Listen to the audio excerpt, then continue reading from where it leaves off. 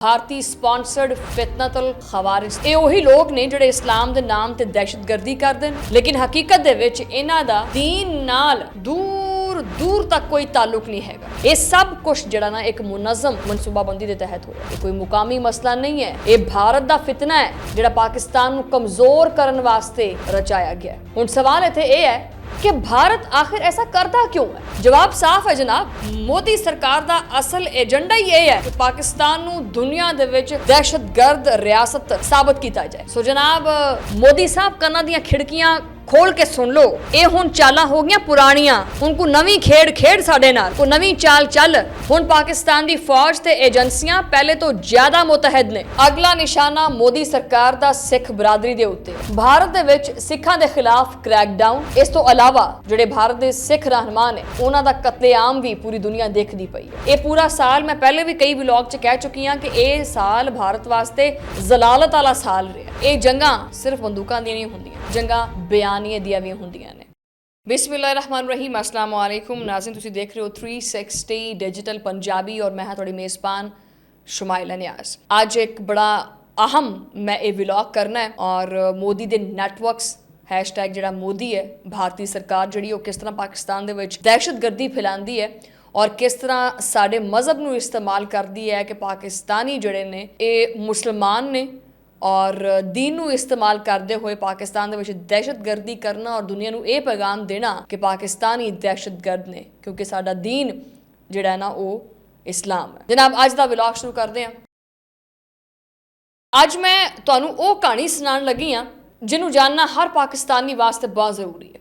ये कहानी है जनाब भारती स्पॉन्सर्ड फितनतुल खवारिज दी। ये वही लोग ने जिहड़े इस्लाम दे नाम ते दहशतगर्दी करते हैं लेकिन हकीकत दे विच इन्हां दा दीन नाल दूर तक कोई ताल्लुक नहीं हैगा। देखो मसाजिद ते मदारिस ये साड़ी पहचान है और ये अमन ते इल्म दा मरकज़ है। ये वो जगह है जिथे कुरान दी तिलावत गूंजदी है, जिथे लोग सुकून ते रूहानियत पाते हैं। लेकिन ये भारत दे जिहड़े स्पॉन्सर्ड दहशतगर्द ने ना, उन्होंने इन्हां मकामात नूं मैदान जंग बना दिता है। तो उन्हां दा मकसद की है? उन्हां दा मकसद ना इस्लाम है ना शरीयत है, उन्होंने मकसद सिर्फ और सिर्फ एक है कि पाकिस्तान दे विच खून खराबा होवे ते दुनिया विच पाकिस्तानी बदनाम होण। ये लोग दीन दे नाम ते नारे लाते, इन्हां मसाजिद दे विच बंब फाड़ते और हवाला देंदे हैं कि जी ये मुसलमानां ने कीता। साडा दीन सानू ये चीज़ नहीं सिखांदा,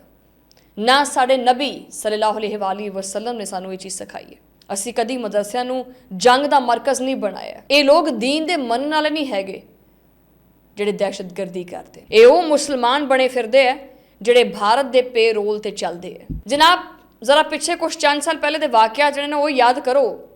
पेशावर दे विच पुलिस लाइन्स दे विच मस्जिद दा जिहड़ा साणिया होया वो किन्ने कराया? जदों नमाजी नमाज पढ़ते पे सी उस दौरान धमाका होया और कई नमाजी शहीद होए। होर ते होर दाता दरबार लाहौर का वाकया, उत्थे जिहड़ा हमला होया, दराए आदम खेल दी मस्जिद दे विच जिहड़ा खून खराबा होया, जामिया नईमिया लाहौर दे विच जो दहशतगर्दी हुई और हाल ही विच 2025 दे विच मदरसा दारुल उलूम हकानिया नूं भी निशाना बनाया गया।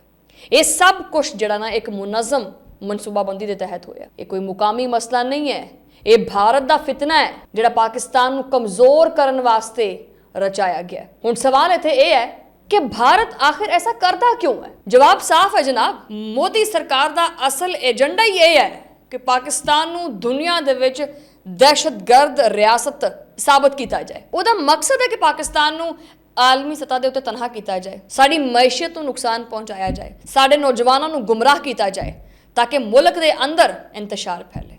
लेकिन भारत ये भुलदा पिया है कि पाकिस्तान है, ये वही पाकिस्तान है जिन्हें दहशतगर्दी के खिलाफ सब तो वड्डी जंग लड़ी है, हज़ारों जानां दी कुर्बानी दी और दुनिया नूं विखाया कि असीं अमन दे मुहाफिज़ हैं। सो जनाब मोदी साहब कन्नां दीयां खिड़कियां खोल के सुन लो, ये हुण चालां हो गईयां पुराणियां, हुण कोई नवीं खेड साडे नाल, कोई नवीं चाल चल। हुण पाकिस्तान दी फौज ते एजेंसियां पहले तो ज्यादा मुतहद ने। वो जानते हैं कि दुश्मन किद्दां ते किवें ते किथे वार करेगा। हुण ये सिर्फ दफा नहीं है, असी सिर्फ दफा नहीं करांगे बल्कि जिहड़े वो हमला आवर ने ਉਹਨਾਂ ਦੇ ਚਿਹਰਿਆਂ ਨੂੰ ਦੁਨੀਆ ਦੇ ਸਾਹਮਣੇ ਬੇਨਕਾਬ ਵੀ ਕਰਾਂਗੇ ਔਰ ਬਥੇਰੇ ਕੀਤੇ ਵੀ ਹੈ। ਸੋ ਮੈਂ ਵੀ ਖੈਰ ਜਜ਼ਬਾਤ 'ਚ ਆ ਗਈ।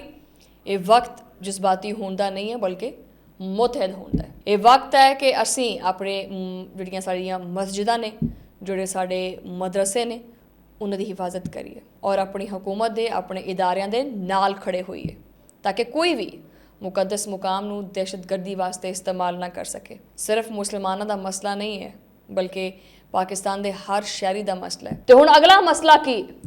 ਅਗਲਾ ਨਿਸ਼ਾਨਾ ਮੋਦੀ ਸਰਕਾਰ ਦਾ ਸਿੱਖ ਬਰਾਦਰੀ ਦੇ ਉੱਤੇ ਹੈ।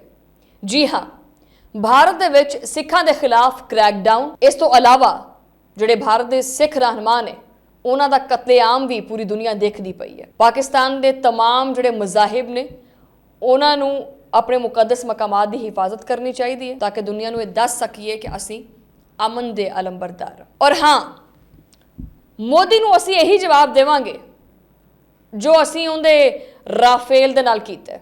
ਜਿਹੜਾ ਉਹਦੇ ਰਾਫੇਲ ਜਿਹੜਾ ਨਾ ਉਹਦੇ ਰਾਫੇਲ ਦੇ ख्वाबां ਨੂੰ ਅਸੀਂ ਤਬਾਹ ਕੀਤਾ ਨਾ ਤੇ ਜ਼ਮੀਨ ਬੋਸ ਕੀਤਾ, ਉਹ ਚਾਹੇ ਜਿੰਨਾ ਮਰਜ਼ੀ ਪ੍ਰੋਪਾਗੈਂਡਾ ਕਰ ਲਵੇ ਉਹਦਾ ਉਹੀ ਹਾਲ ਹੋਣਾ ਹੈ ਜਿਹੜਾ ਉਹਦੇ ਰਾਫੇਲ ਦਾ ਹੋਇਆ। ਇਸੇ ਤਰ੍ਹਾਂ ਜਵਾਬ ਉਹਨੂੰ ਦਿੰਦੇ ਰਵਾਂਗੇ। ਇਹ ਪੂਰਾ ਸਾਲ ਮੈਂ ਪਹਿਲੇ ਵੀ ਕਈ ਵਲੌਗ 'ਚ ਕਹਿ ਚੁੱਕੀ ਹਾਂ ਕਿ ਇਹ ਸਾਲ ਭਾਰਤ ਵਾਸਤੇ ਜ਼ਲਾਲਤ ਵਾਲਾ ਸਾਲ ਰਿਹਾ। ਬਹਰਹਾਲ ਮੈਂ ਸਿਰਫ ਆਖਰ 'ਚ ਇਹ ਚੀਜ਼ ਕਹਾਂਗੀ ਕਿ ਇਹ ਜੰਗਾਂ ਸਿਰਫ ਬੰਦੂਕਾਂ ਦੀਆਂ ਨਹੀਂ ਹੁੰਦੀਆਂ, ਜੰਗਾਂ ਬਿਆਨੀਏ ਦੀਆਂ ਵੀ ਹੁੰਦੀਆਂ ਨੇ ਔਰ ਇਸ ਜੰਗ ਦੇ ਵਿੱਚ ਇਨਸ਼ਾਅੱਲਾ ਰਹਿਮਾਨ ਅਸੀਂ ਜਿੱਤਾਂਗੇ ਕਿਉਂਕਿ ਅਸੀਂ ਹੱਕ ਦੇ ਨਾਲ। ਔਰ ਜੋ ਲੋਕ ਮਸਜਿਦ ਔਰ ਮਦਾਰਿਸ ਦੇ ਵਿੱਚ ਹਮਲਾ ਕਰਦੇ ਨੇ ਉਹ ਇਨਸ਼ਾਅੱਲਾ ਨਾਕਾਮ ਹੋਣਗੇ ਔਰ ਉਹਨਾਂ ਦਾ ਅੰਜਾਮ ਵੀ ਕਰੀਬ ਹੈ। ਔਰ ਪਾਕਿਸਤਾਨ ਇਨਸ਼ਾਅੱਲਾ ਉਹ ਮੁਲਕ ਹੈ ਜੋ ਅਮਨ ਦਾ ਗਹਿਵਾਰਾ ਹੈ ਔਰ ਦੁਸ਼ਮਣ ਨੂੰ ਮੂੰਹ ਦੀ ਖਾਣੀ ਪਏਗੀ। ਇਹ ਹੋਛੇ ਹੱਥਕੰਡੇ ਭਾਰਤ ਨੂੰ ਚਾਹੀਦਾ ਹੈ ਬੰਦ ਕਰ ਦੇਵੇ ਕਿਉਂਕਿ ਭਾਰਤ ਅਗਰ ਮਜ਼ੀਦ ਇਸ ਤਰ੍ਹਾਂ ਦੀਆਂ ਚਲਾਕੀਆਂ ਕਰੇਗਾ ਤੇ ਸਿਵਾਏ ਨਦਾਮਤ, ਸ਼ਰਮਿੰਦਗੀ ਤੋਂ ਇਲਾਵਾ ਇਹਦੇ ਪੱਲੇ ਕੁਛ ਨਹੀਂ ਆਣਾ। ਐਨੀਵੇਜ਼, ਇਹ ਵਲੌਗ ਆਪਾਂ ਇੱਥੇ ਖਤਮ ਕਰਦੇ ਹਾਂ। ਮੈਨੂੰ ਦਿਓ ਇਜਾਜ਼ਤ, ਤੁਹਾਡੇ ਨਾਲ ਮੁਲਾਕਾਤ ਹੋਏਗੀ ਹੁਣ ਅਗਲੇ ਵਲੌਗ ਦੇ ਵਿੱਚ। ਉਦੋਂ ਲਈ ਅੱਲਾਹ ਨਿਗਹਿਬਾਨ।